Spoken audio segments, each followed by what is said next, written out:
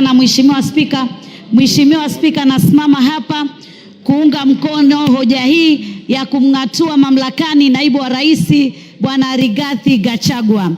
Na naunga mkono kwa sababu katiba yetu kifungu 159 imetupatia sababu mwafaka za kuweza kumng'atua naibu wa rais. Na sababu ya kwanza imezungumzia kukeuka katiba. Na nikiangalia Mheshimiwa Rigathi Gachagua amekeuka katiba, haswa nikiangalia kipengele cha 10 ambacho kinazungumzia maadili ya kitaifa.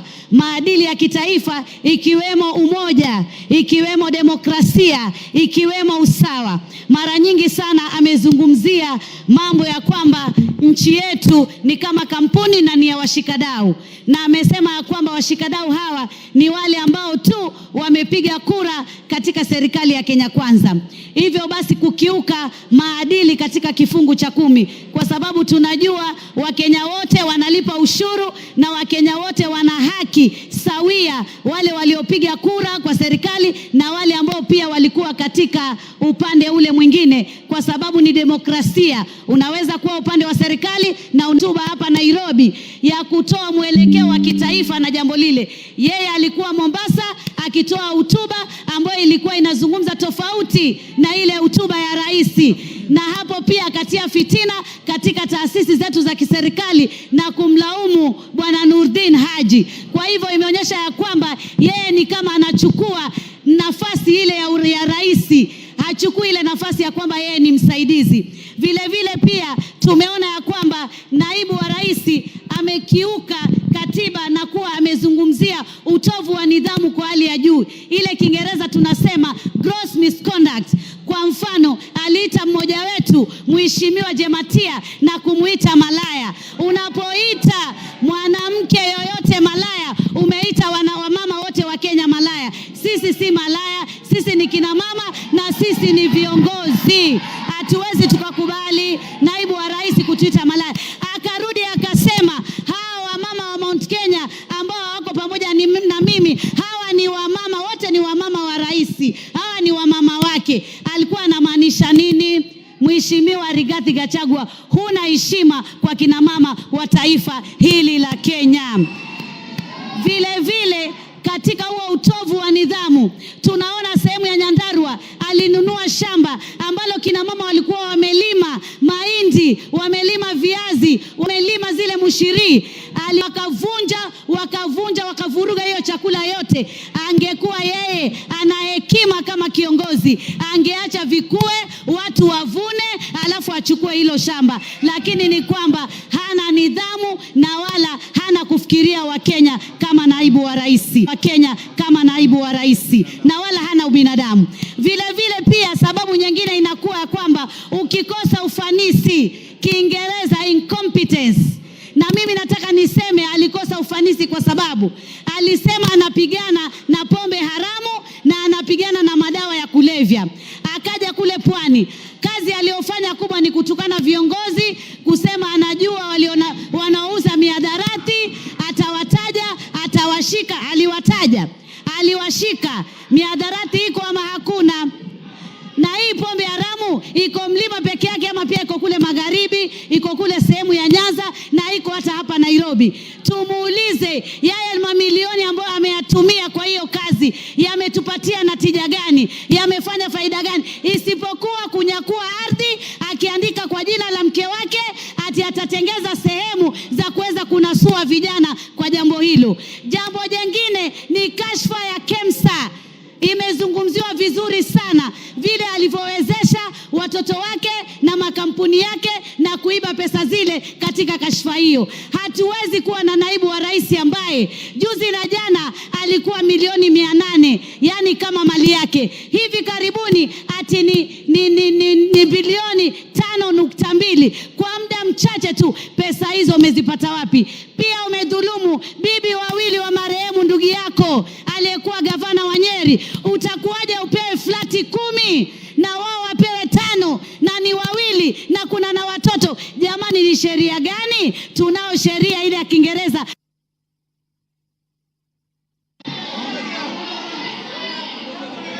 Give her 1 minute.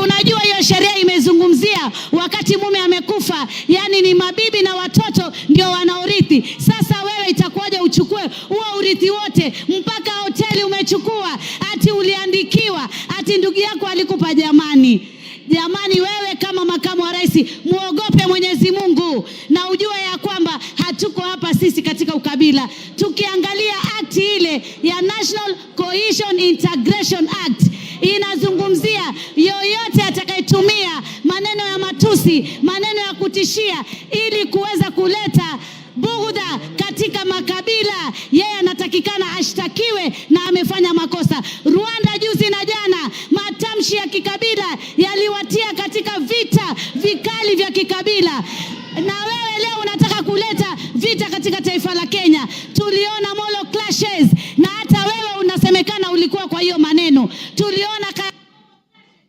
Time up. Time up, Mishe. Faith Gitau.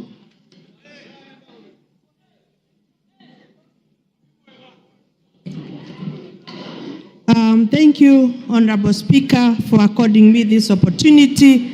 And from the onset, I support this special motion. First, our supreme law of the land expects the presidency, which includes the president and the deputy, to be a symbol of national unity.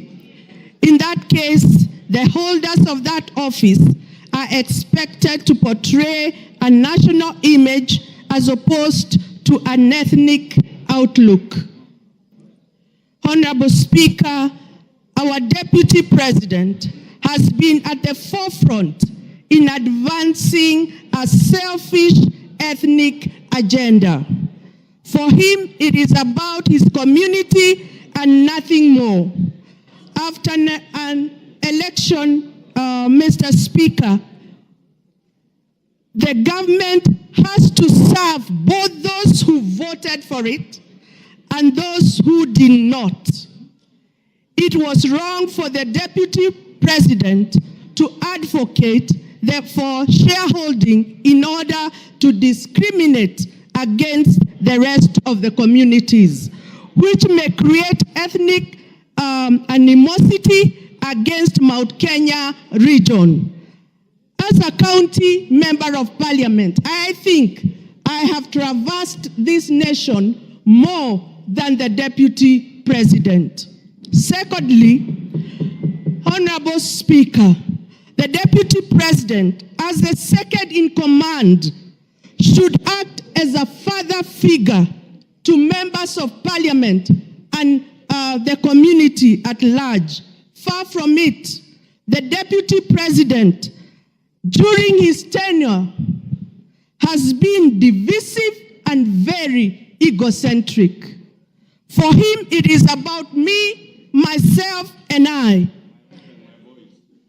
It is unfortunate that he has lowered the status and respect expected of such high office.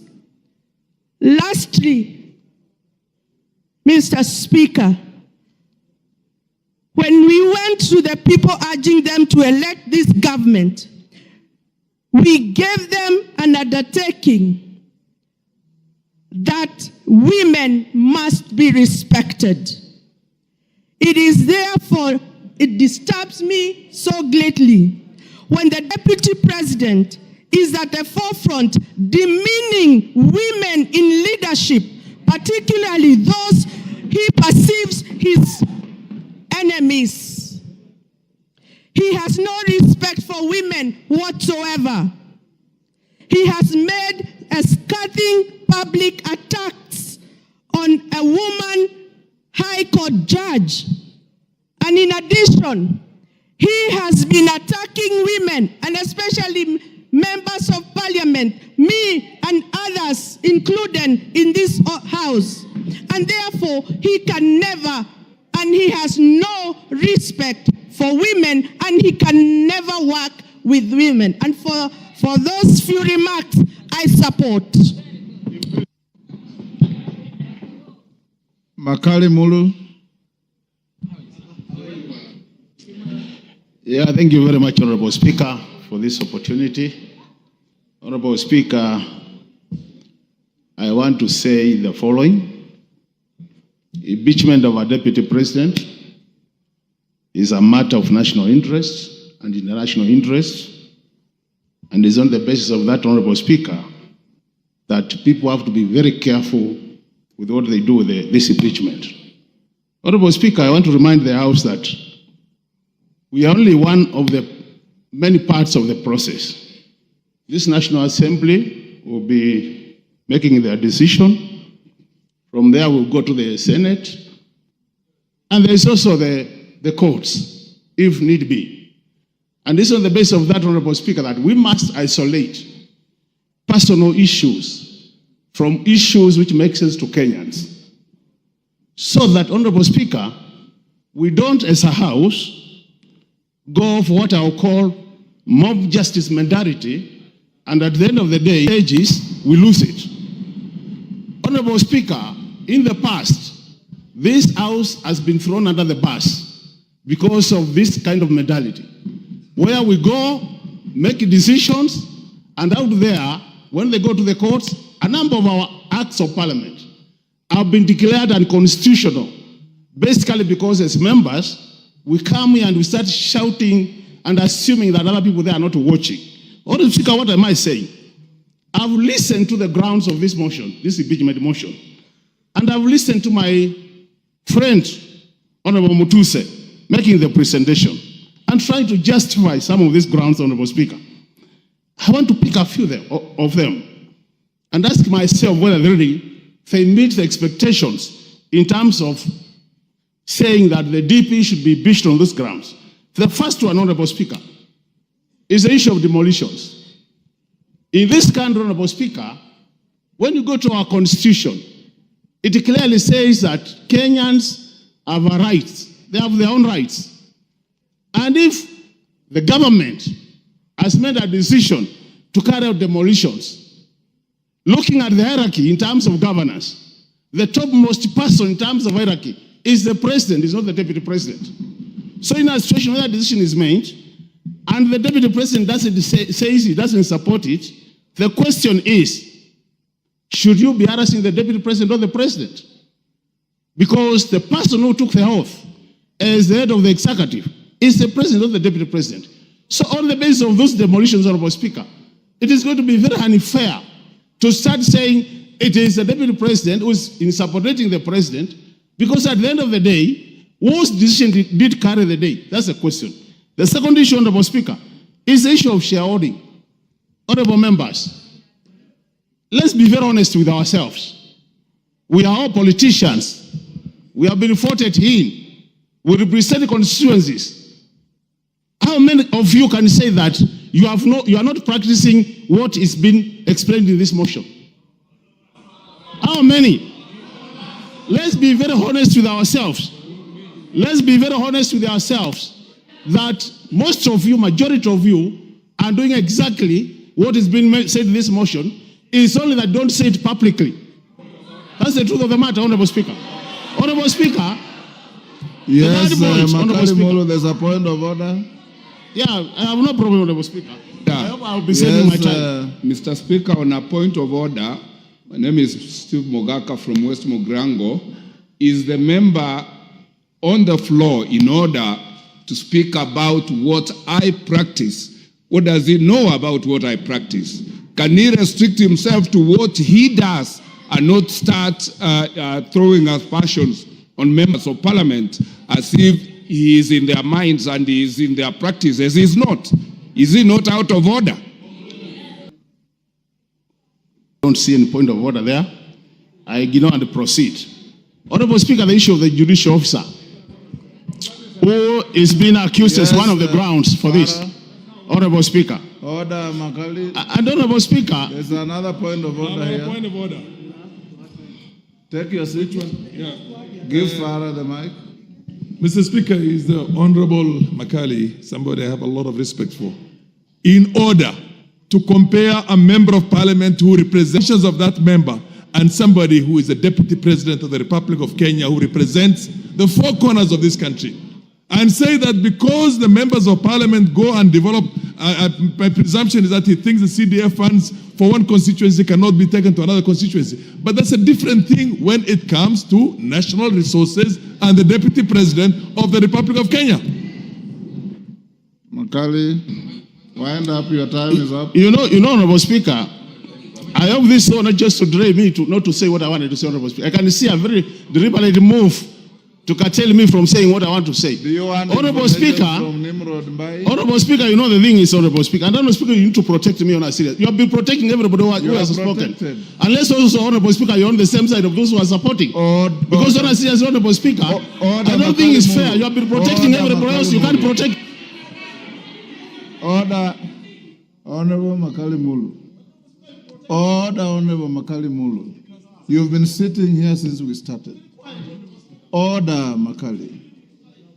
Not a single previous speaker attracted a single point of order. If any came, the speaker will allow it. Not a single person raised a point of order. In fact, I'm being gracious by asking you, Nimrod Mbai wants to inform you, do you want this information? If you don't want it, you go on. But for you, order, Makali Mulu. You know, when you lose your cool, you also lose the argument. So just be composed, say your bit. The speaker has no dog in this fight. Just say what you want to say, finish, and we give space to somebody else. And any member who wants to stand on a point of order, it's within your standing orders. He has said he doesn't want your information. Go on. You know, Honorable Speaker, with all due respect, people have been making their contribution here since morning. Nobody has been shouting point of order.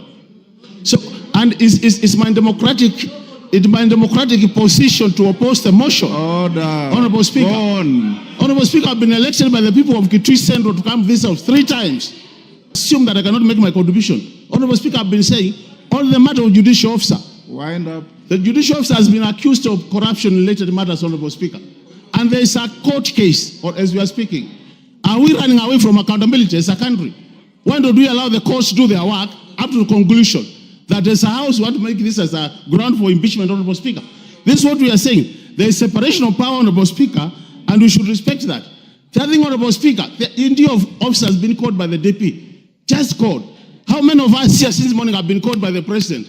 How many of us here since morning have been called by the Deputy President, pleading with us to either support or oppose? Can you be impeached on that note? On a serious note, we need to be. I'm saying, Honorable Speaker, from where we are seated as a house, you go for mob justice mentality, you lose it at the top there, you are trying to reduce the credibility of this house to the lowest.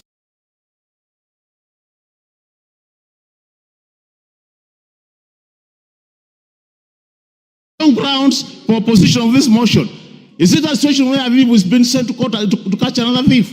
This is a situation. Honorable Speaker, this country has much more serious issues than what we are discussing. Your time is up. Order. Order. Robert.